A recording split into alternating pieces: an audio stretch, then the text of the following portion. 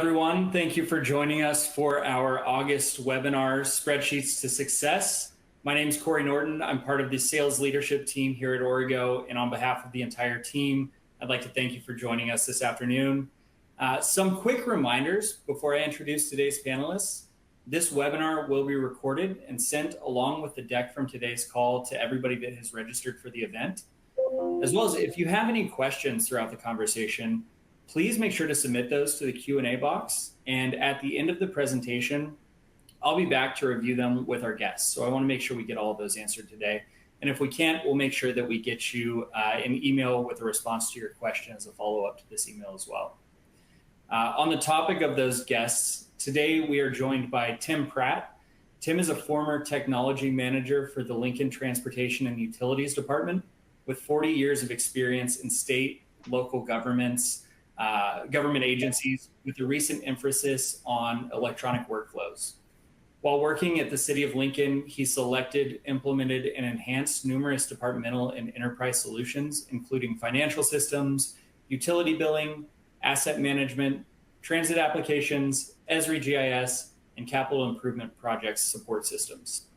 Tim graduated with a bachelor's degree in public administration from Doane University and has won several awards, including the Mayor's Award of Excellence. He's also a part of the ITIL Foundation. He's certified as part of the ITIL Foundation certification. We are also joined by Richard Kramer. Richard has worked in the construction and engineering technology space for almost 20 years. Richard has implemented project management and other key systems for over 50 different capital owners, consulting on best practices to plan and deliver their long-term capital programs. He's designed solutions for funding management, project cost management, and multiple integrations between engineering and financial systems. Richard's clients have included some of the largest capital owners in North America, including local, regional, and state-level public agencies, major healthcare providers, and top university systems. And as always, we're joined by our senior marketing manager here at Origo, Stephanie Pedroza, who I'll pass things over to right after a quick poll. So today's first poll, we want to get an understanding of where you're coming from today. So which of the following best describes your organization?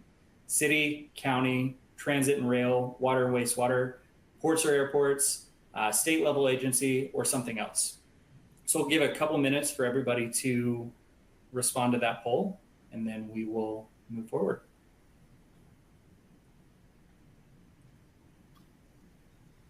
Yeah, and I'll want to welcome everyone as well. Thank you guys so much for joining us and taking time out of your day. So we'll give it a couple more minutes. It looks like we have about 30% of the audience who already submitted.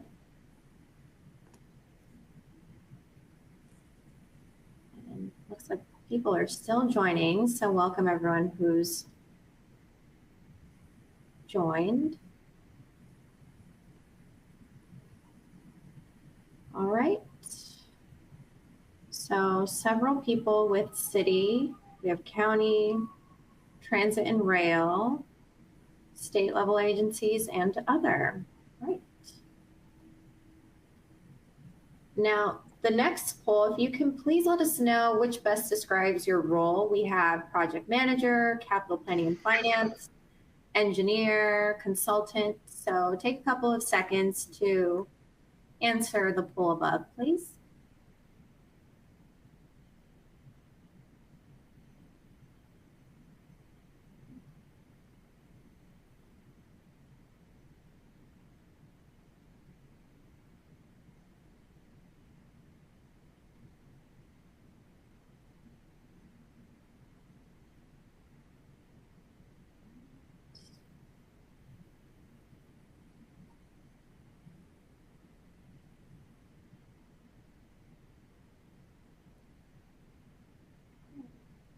Like about 50% of the audience has submitted their answers.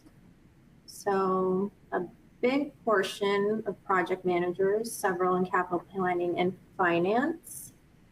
So we have a pretty good mix of people in the audience. So we will get started with the discussion. And I'm looking forward to today's discussion because at Origo, we recognize the intricacies of managing capital programs for public agencies. And we are well aware that small and mid-sized agencies encounter unique challenges when managing their programs. The goal of our webinar series is to provide you with invaluable insights on how to better optimize your infrastructure programs. And in today's discussion, our panel of experts will share how technology can help alleviate those challenges, no matter how big or how small your CIP is. So we'll go over the benefits of a PMIS solution, how to manage risks and reporting, and also what to look for in a partner. So let's dive right in. Now, and you know what? Technology, you gotta love it. Sometimes it works, sometimes it doesn't. So let's start with the trends and challenges that we've seen. So the reason why I think agents start looking for an enterprise solution provider like Origo is to help them facilitate their capital program delivery. And a lot of the trends that you've seen are trends that we've seen from our customers who have used spreadsheets and homegrown systems in the past. And a lot of them have struggled with managing contracts, finding important information, collaborating, and it became pretty frustrating. So I want to open up the discussion, and I'll start with you, Tim. Can you provide us some insights and trends and challenges that you've seen from working at Lincoln and working with other local agencies in relation to this topic? Thank you, Stephanie. A couple of them jump to mind. First is there seems to be more and more of an appetite for information about projects. In the last 20 years, with the advent of the web and email and cities having project sites and those sort of things, there just seems to be more and more interest on the public side of the projects that fine folks that are attending this conference work on. I mean, they touch people's lives every day, and whether it's a simple lane closure or if it's an absolute street closure or some utility work, there's just a higher expectation. And then also, one of the trends that I've personally been involved in is all of the additional infrastructure money coming down the pipe from the feds to the states seems to be making it so that like the feds want the states to report in a certain manner. So then the states want the cities and local governments, counties, to report in some manner. And it seems like there's going to be more and more pressure on smaller agencies to be able to provide the types of data that is needed to comply with their DOT and then on up to the feds. Specifically, I know of two instances where the DOT says that the cities have to use this specific software. And now I'll pass it over to Richard. Richard, what are some challenges and trends that you've seen in your time working with public agencies? Yeah, thanks, Stephanie. I'd like to echo what Tim said. I think there's a couple of interconnected things going on the owner side that are sort of driving the changes in technology. And I describe it as just a need for greater accountability. And so when I started working with capital owners in 2008, there was a lot more of this notion of sort of relying on your general contractor or maybe your architect, somebody outside the organization to really give you the information you need. But there's a greater need, particularly in the public sector, for transparency, visibility, accountability that I think we're going to dive into a little bit later on. And this has led to a rise in systems that are particularly focused on the owner. And 15 years ago, it was sort of complicated. They were complicated. It took a long time to figure out how you wanted to do things and get them in. And seeing as this is the space that I'm in, it's been great to see the evolution of these systems over the last 15 years. And I would say 15 years ago, the majority of this was new. Cloud-based software was new. You had to sort of prove and explain to people the differences between cloud-based and what at the time was, you were coming out of sort of the client server era at the time. And that has matured a lot now. I think a lot of people believe that cloud is the way to go. We're seeing a lot more adoption across the public sector of PMIS systems. So when I started out, more often than not, folks were in spreadsheets or using a homegrown system. And now it's a lot of folks have caught up. Of course, I think we all understand, in general, the construction industry has a reputation for being behind other industries when it comes to technology adoption. So the last 10 years or so have been a great time for folks like me who are in this space and seeing how these systems have matured, and really helped a lot of folks out with some of these limitations that we mentioned with things like spreadsheet and homegrown systems. Okay. Now, Tim, you mentioned that the states also, or cities also, have to rely on the state to actually use the systems or what they have to use. How can cities go about meeting the state's requirements when it comes to that? Some of the times the state just mandates the actual software application. Many times they'll come out with a report format, which is very easily created out of a project management information system. Not so easy maybe in Excel. Yeah, I think, and for those folks in the audience who are maybe not on the IT side, who probably have an inkling of why spreadsheets are limited, I'll give you maybe a couple of examples. We have worked with a major transportation industry agency in the Northeast, and they actually came to us because they had too much data for Excel. So they had a spreadsheet to manage their capital plan, which had all the list of proposed projects, where the funding was coming, and how that funding was being spent, and it was being manually updated. And it worked for a year or two into the plan, but one day the administrators got in, opened the spreadsheet, and it just didn't work. The spreadsheet was just literally just hanging on their screen. The Excel was not working. So they called in IT. The spreadsheet had been developed by IT, and took a couple of days. Oh, okay, we fixed it. You lost maybe a couple of days of work there, but here you go. It's all fixed. Started using the spreadsheet again. 2 days later, same thing happens. And well, they didn't realize it, and so they just went back and forth a number of times. Eventually, the IT department said, look, this is just not a tool that's appropriate.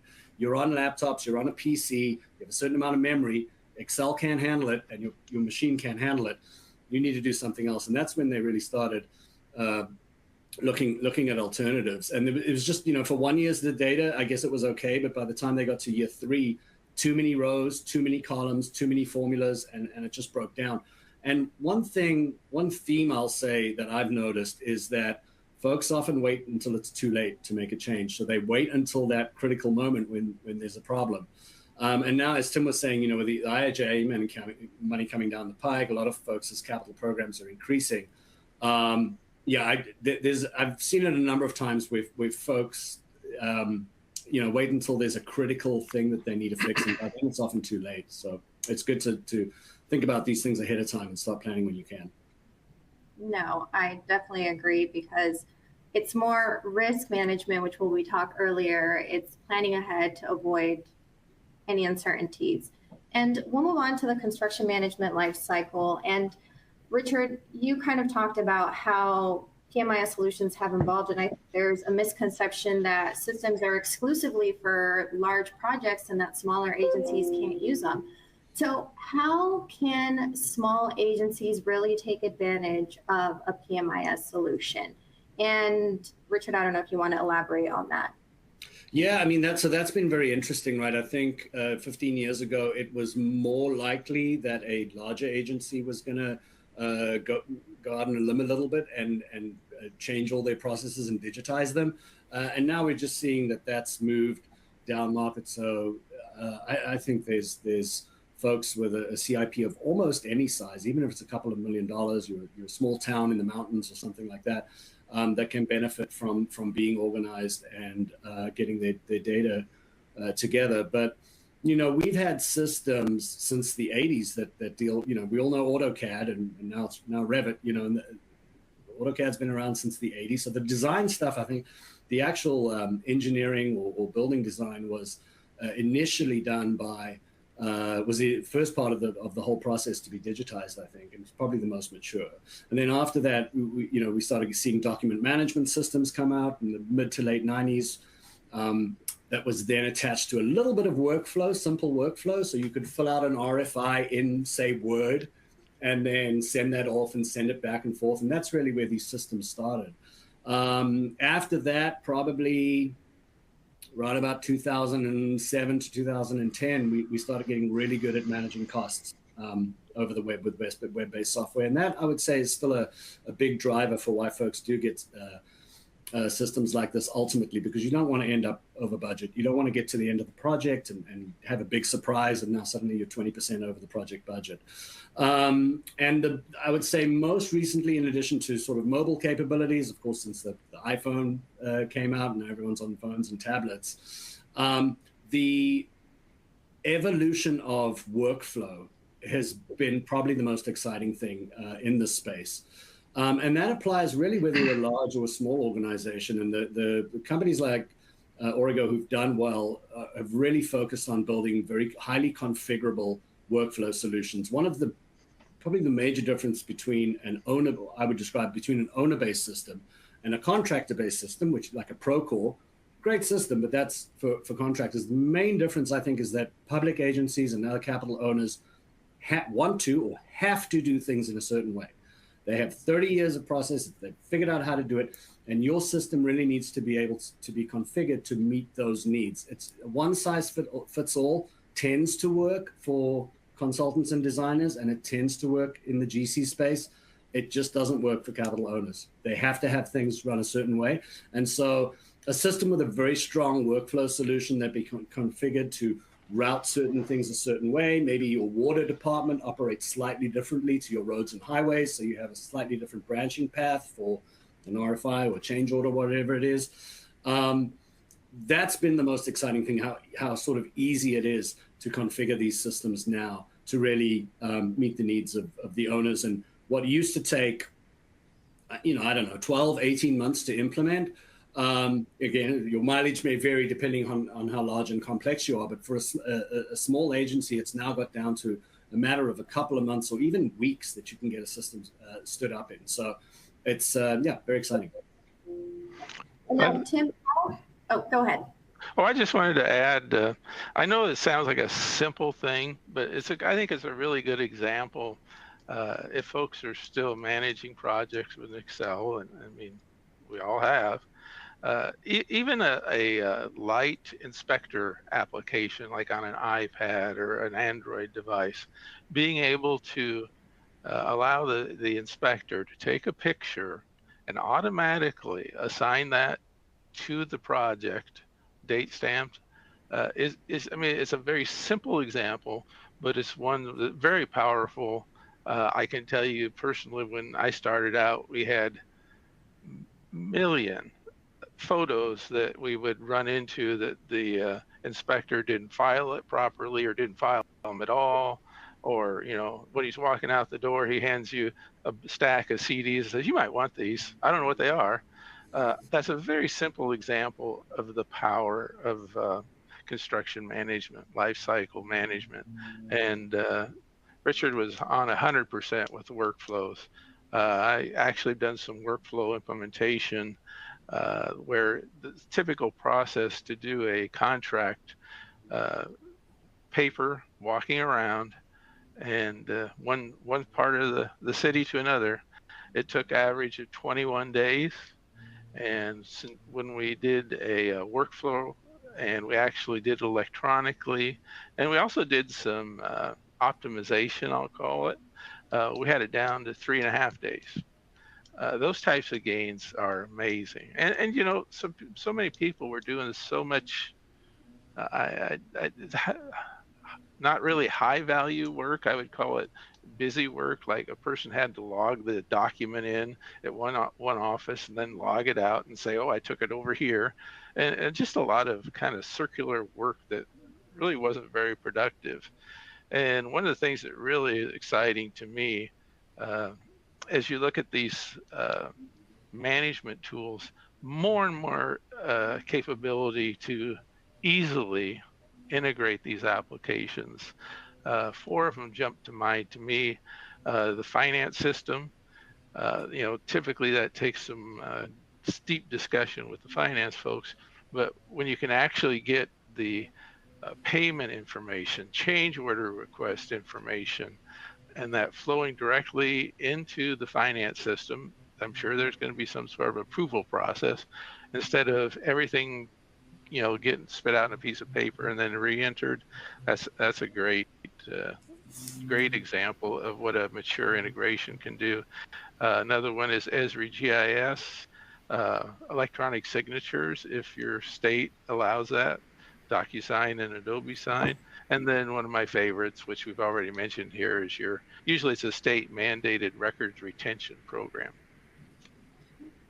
Yeah, and I think you guys listed a bunch of great benefits, which will lead into our next discussion about benefits of a PMIS solution. And I think time was a big one where you just save so much time. I mean, that's impressive that you went from 21 days to 3 days. If you think about it, that's 2 whole weeks. And Tim, I don't know if you want to elaborate more on some of the benefits of having a PMIS solution. How can that help agencies? I'm sorry, I didn't hear the end of that question. Oh, how can a PMIS solution, what are the benefits of a PMIS solution for public agencies? What I would describe as a sense of calm. With these types of systems, you're able to easily garner where any process is at. If you've got them in workflow, I can remember a very high-ranking person just taking a morning off to go find out where this document is because it wasn't showing up properly in the system. You can sit in a meeting and you can pull up actual information that's live, current. I like that. Calling it a sense of calm. You can see current status of change orders, contracts, one version of the truth. I hate to admit it, but I've sat in many a meeting where there was 2 or 3 versions of the same spreadsheet with 2 or 3 different answers, and that's just not a way to operate. And one of the things that personally impacted me at my former employee was just the issue with staff, vacations, illnesses. Staff come and staff, would leave employ. And being able to know that project was documented and all there, and the person could just come in and go. We were doing a very big project in the city, and the inspector, the main person, had to be off for a month, and it was just a nightmare trying to find where all the information was, who had what. And, I like the terms, this sense of calm. Definitely peace of mind. And I think just working in the industry, that single source of truth is something that has been engraved in everyone's mind. And Richard, can you share more on benefits of a PMIS solution for? Yeah. So we could be all afternoon if you let me go. So because I have a ton of examples. I'll give you a whole 2 minutes. How about that? One of the most memorable moments of my career, quite honestly, is when I was implementing a PMI system for I'd say a mid to large size city in Texas, and around, we'd implemented the project, and I hadn't met everybody on the team. We'd done some training and so on, and I went back for some training about a month later, and out of the blue, I walked into the office. Out of the blue, 2 women came walking up to me, all excited, and were like, "Oh, and introduced themselves." And I was like, "Who are these folks?" And they started explaining, what had happened, and these were 2 administrators whose basically their sole job was to answer questions about the capital program. And they spent about 80% of their time just fielding questions from the public, questions from other departments within the city. And mostly they said questions from councilmen and councilwomen, so they would just get phone calls like, "Hey, what happened to that project that we finished 2 years ago? Can you tell me?" Or, "Hey, why did we make that decision to build that interchange that way versus that way?" And it would on average, it took them 2 weeks to find an answer. And that's all they did. They would go and hunt, they would go hunting filing cabinets. They would have to phone people up, people who were maybe no longer there. And so one of the things with this project was a big data transfer from all their old systems onto the new system. And they ran across the office just to thank me because their workload had been cut dramatically. They were now spending about a day each instead of 4 days a week. And it was just because when they had a question like that, it took them a while to get used to the system, but pretty much they could go in and 80-90% of the queries they could answer pretty much straight away. Oh, here was the budget. Let's just drill down capability, find the right project, and be able to answer questions. So it really helps with collaboration, not only within, say, your construction and engineering department, but all those other folks who need answers and need questions can really cut your time down there. And that also speaks to, limited resources. I don't think there's a single public agency in this country or Canada that doesn't have an issue or wish that they could have more folks. And I don't want to oversell it, but I was once working with a director of a school district in Oregon. It was just outside a major city. The city was growing. So, the school district was like in the suburbs. The suburbs are growing and growing and growing. And he'd been there a long time. And he said, 20 years ago when I started this thing, I was working normal, like 40 or 50 hours a week. And as the population's grown and we haven't kept up with the resources, that I am now doing 70 hours a week. And my kids are all, he's 50. So his kids were late high school going off to college. He's like, I've missed the last couple of years of my kids' high school. I haven't been going to events. I haven't been doing that. He became a great advocate for PMIS systems because, we got him down to that 40, 50 hours a week. We can't take away all the problems, but he was just drowning in paperwork and approvals and queries. And he just couldn't get, he described it as, at 7 p.m. my real job starts. That's when I can actually get to my stuff because I'm just in meetings and firefighting all day. And so it really was, again, I'm not trying to oversell it, but it really sort of changed his life. He was like, I can't keep doing this. And after the system was in, it took a while for the dust to settle. Again, it comes back to that workflow management, just knowing where everything is and being able to, they talk about managing by exception. So instead of just looking at a pile of paperwork and not knowing where to start, the system should be able to tell you, take action on these 3 things. And just knowing where to start is a huge benefit and can save you a lot of time. I have another story about visibility if you'd like to hear that. The visibility is also cannot be overstated. As a leader, whether you're just a project manager, you're a leader of a project, or you're managing a whole department, there's nothing more important than making it look like you have everything under control. So I like Tim's word where you said calm. Tim, when you're dealing, it's a big safety theme, right? With anything engineering or construction, right? So you don't want to be frazzled. You want to look like everything's under control. We've got it handled. If there's a problem, we know how to address it. We have a process for everything. And you really want to, that's the message you want to be giving your executives or your board or your council. And I was working with a different leader who had one person in the department who would spend a couple of days every month just getting all the reporting together for the monthly council meeting. And so they would pull all this data together. The 2 of them had to sit down and go over everything. And then they would still get asked the question in the council meeting that they couldn't answer. And that gave the perception that they were having to go away to find the answer, and that maybe there was a reason for that other than just that they were basically disorganized. So once they had the system in, another great story, they stopped doing that report. They didn't do that report anymore. They'd show up to the council meeting, they had a big screen, projector, and they would just log into the PMIS system and bring up the program level dashboard, give a sort of quick introduction or the highlights of what they've done, and then say, what questions do you have? And they would just answer questions live. They were so confident in the data that they could drill down or answer questions live in that public forum, no problem.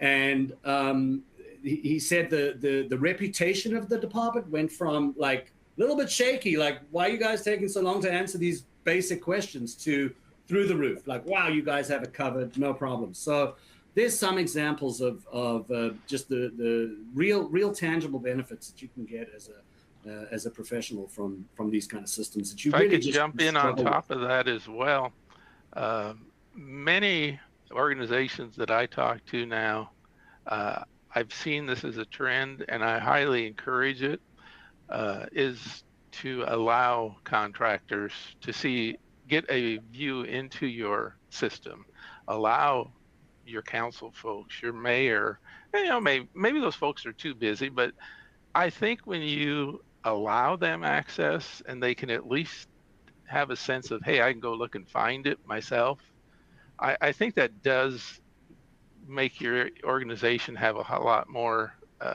a better appearance, more effectiveness. No, I agree. And I see a couple of questions coming in. So just to let y'all know, we will be answering questions at the end of the presentation. So keep those questions coming. And I think you guys really touched on a lot of great points. And safety is a big one. So we're going to go on to the next topic. But before we go on to the next topic, I have a poll question for everybody. What tools do you use for identifying risk? I think just overall a successful capital planning or capital solution is all about managing risk, because we can't control what we can't control. So take a couple of seconds, and if you don't mind answering the poll question above, are you using spreadsheets or a dedicated tool, a PMIS tool, or are you unsure of how you're managing risk? Now, Tim, you said to allow contractors to give them visibility. How can you control what they can see and what they cannot see? I think a lot of people would probably have concerns of what contractors can see and what they can't see while the poll question is being answered. Sure. Mature systems are able to allow access to information without the ability to change any of it, to have basically a simple just read-only view. When you take that step a little further, you can allow the contractors to maybe, if they're going to do a pay request, and the project managers put it together and said, hey, this is what I'm going to submit to be paid, and then the contractor can look at it and say, yes, I agree or not. I mean, they can't change anything except say, yes, I agree or not. I think that's one good example. The ability to change things is also tracked at the level. One of the things that I always liked was some PMIS systems ability to do what I would call very loosely, because I'm not a legal expert, almost a chain of custody. You can see that on this day, this information was entered, and you can prove who touched it at any point in time. So you always have the ability to verify the data. So allowing someone to have a view-only tool doesn't hurt you at all. Okay. So I think that cool. On the results above, a lot of people are using spreadsheets and dedicated tools, and a good portion are actually using PMIS tools. So that's great. And now we'll move on to the next topic, which is managing risk and reporting. And I think a PMIS solution does a great job in helping managing risk. And Richard, how would you say a PMIS solution facilitates risk management and reporting? So yeah, I like what you have on the slide there. I think anyone who's managed a project would agree with that. It's mitigating risk is all about making sure everybody is on the same page, and then who's taking action, who owns it, who owns the next step actually, what is the next step, and who owns it. I find when things go wrong, like the 20% over budget stuff, it's because it's fallen through the cracks. It's not usually an actual mistake. Sometimes you get a design error or something like that is just an actual error, but it's usually something that slipped through the cracks. And so how you mitigate that is by being organized. You really, and you owe it to yourself, again, regardless of your size. I mean, your capital program size, even a smallish project is complicated. Believe me, you do a renovation on your house and you see how complicated that is, and then try to build a whole highway extension or new hospital or what have you. And so it's really about driving consistency and predictability. And we're going a little bit back to the workflow again, but it really is everything. As a leader, you need that visibility into what the issues are and what the next step is, like I said. But the other issue is that over time, you want your team to get better. So I hear this from leaders all the time as well. Are we building better today than we built 5 years ago? Is this bond that my district's going through this time, is it going to be delivered more successfully without the same, issues that we had, 5 years ago? And so you don't have to follow the exact same process for every single type of project. Depending on how complicated you are, you may have different flavors for different types of projects. But you do want to, this is another thing you've got to, seek in either your program manager would be able to help you out, or a technology vendor like Origo should have best practices around how to do this stuff. But you want to have a consistent process for managing the various types of risks on each project. And that could be as simple as, hey, this RFI is a risk. I want to flag it as a risk. And then we're going to look over all these risks in our OAC meetings. So you may adapt it slightly depending on who you are, what type of projects you're working on, and so on. But it's all about that clarity of communication. And then you don't want each project manager on your team to be handling those issues in a different way. You kind of want a single process as far as possible that you've determined to be best practice that you can then roll out across your entire organization. I've been lucky enough here lately to see the insides of a lot of different cities and counties, and it's really interesting to me. In the city of Lincoln, for example, a project manager has no ability to increase the contract. If the contract says you're going to pay for 80 yards of concrete and you need 81, it takes an official change order run up through mayor. It's really a good example of risk, because in some areas, some PMs kind of go out on a limb and say, "Oh yeah, go ahead and do that," and they really don't have the authority to pay for it, nor does the financial part of the organization understand that they've kind of sort of been obligated to pay that. Yeah, one of the other themes I've definitely seen is, we talk about owners taking control of the process. And it's control of the process at a program level. So I think, 15 years ago, there was a lot more like it's project by project. And one of the parts that it's matured, I think, in public agencies over the last 10, 15 years is looking at the program performance as a whole, and teaching even the project folks at the project management level what those KPIs are and getting consistency across the whole program. We worked with a hospital system in the Southwest who were running about I think it was a 12% contingency on all their projects on average. So every project, they just, depending on what type of project, they would slap, 10%, 15% contingency on. A year after they'd put in their PMIS system, they realized they just had, and they couldn't even track it before. Now they could track it, and they're like, yeah, we're way over. We don't need that much contingency. And so they were able to drop their contingency across the program to about 9%. Fairly large program. That 3% difference that they were able to take out of their contingency was then used to fund a cancer center that otherwise wouldn't have been built. There was a cancer center that they really needed that they could not incorporate into their 5-year master plan.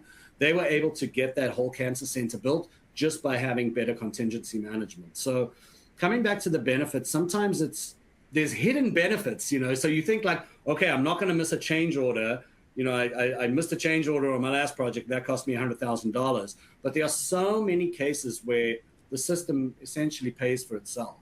And there's just one example, like you're able to have tighter control over your contingency project by project. That's going to free up funds for you to do other stuff that you might not have been able to do otherwise. I thought it was interesting. I recently talked to an attorney in a city that was so impressed with the PMIS because he was able to go into the last 3 projects a contractor had worked on, and by looking at every single inspection daily report, go through and document how this contractor was performing all of these jobs. And actually, first time in that city, they actually, I don't have the right word, I guess, but I'd say blackballed that contractor for 3 years, not eligible to bid. I personally have been through some projects where we had to get into liquidated damages, and that's something nobody ever wants to be in. But if you get there, you have the documentation you need to say, hey, you weren't on the job, or whatever happened. And that does swing both ways, the owner and the contractor. And I think a lot of it is just, if worst case scenario, you're able to go back to those reports and show proof. So we're going to move on to the final slide. And really looking for the right technology partner is important, because a technology partner is going to be standing with you through that whole project life cycle, through that whole capital program. So Tim, in your experience, what are some, what should agencies consider when looking for a technology partner and implementing a solution like a project management system? You think it's so easy when you're on the owner side. You sit in all these RFPs and, oh yeah, well, this one's better than that one, and you kind of develop a sense of who you think will actually do it. But step on the other side of the fence for a while. It is really hard. One of the things I really encourage folks is to look at the attitude of the company, what their support policies are, talk to people that are working with them, and what they would say about it. I had absolute great relationship with Origo. Not all the software companies I worked with were anywhere near that, but you just kind of have to do the legwork and get a feeling. My topic is always, how are they going to interact with us? Do they care about our implementation? And that's not an easy thing to quantify, but if you work at it long enough, you'll figure it out. The only other thing that I really have on my mind is doing RFPs and those sorts of things. The latest, greatest thing doesn't impress me much. Really looking for a partnership with both parties deeply invested in success. I really don't have a better way. Richard, can you elaborate on that? Yeah, I would describe it as there's technical skills you're looking for, and then like Tim said, the human side of things. And so on the technical side, you need somebody. If you're a public agency doing infrastructure or facilities, you need somebody who understands that space. I've seen a lot of agencies who've spent a lot of money hiring big 5 consulting firms, and having to spend the first 3-5 months of a project explaining to them how the built environment works, because it's just so different from finance or manufacturing or where these folks have a lot of experience typically. So I think you're looking for someone who really understands what a construction change order is and can advise you about the problems based on their experience. Rather than someone who's just going to build a generic solution for you, and you're going to spend a lot of time explaining that, you need someone. There's got to be a meeting of the minds there. So you've got to be in the industry to really understand it. And I would go as far as to say it's not just construction, like owner-based construction, like I mentioned before, because it's a different ball game. And then you're looking for, what kind of firm or group of folks are these folks? Are they folks that are going to be responsive? When I have an issue, something's going to go wrong. So when something goes wrong, how are we going to handle it together as a team? And so you want to look at the client list that they have. Obviously, you want to check references, talk to peers to get that firsthand experience. from these folks. And you want to, I think you want to ask how long folks have been in the industry and how long they've had clients. So we've had clients, a number of clients who've been with us for more than a decade. And that's when you really become that sort of, it's overused in technology, but that sort of trusted partner, where you're not just a technology vendor and just jamming in requirements and turning out code. You actually understand, you've built this long-term relationship, and you understand, this DOT does stuff like this, and we understand why. So you're talking about integrating system A with system B. Okay, I can think ahead and see what some of the issues may be, because I understand more than just the technology layer. I understand the business layer. And that's a very important distinction. I think a top solution provider will understand the business reasons and the whys behind things, not just understand how to use the technology. That's half of it. But you need to understand the industry and the human element as well. Well, we will move on to audience questions. That was the end of our webinar, and it looks like we have a couple of questions, so I'll hand it over to Corey. Yeah, thank you, Stephanie. So I think there's a big theme to today's audience questions, and I'm glad these questions were asked, because it's something that we hear all of the time here at Origo. So Richard, Tim, you both touched on being an owner's tool and the importance of finding an owner's tool as a public agency. Can you explain a little bit of the differences between maybe a tool designed for contractors and what it means to be a tool designed for owners? And Richard, I'll kick that over to you first. Yeah, so I've mentioned some of those already. The main way I describe it is that contractors think differently. And so for some reason you can, it sounds like I'm making a joke, but I'm not. You can give a contractor a tool and go, all right, figure out how to use it. And all right, I'm gonna put this here, put here. Okay, I'm good. And they just go away. And I don't know how to start. They only care about what's happening. They're physical, real, in the world, on the job site folks, and they want to build the thing. And so they can kind of adapt themselves to using whatever tool, because they're focused on, how's the thing getting built? It's built with the right quality and on time, on budget. Owners don't have that luxury, okay? Especially if you're a public agency, because you're accountable to the public. So this is why, sometimes just getting a tip or CIP approved over 5 years can be a back and forth process, because it's tied up with public funds and taxpayer money. So the burden of accountability is much higher on the owner side.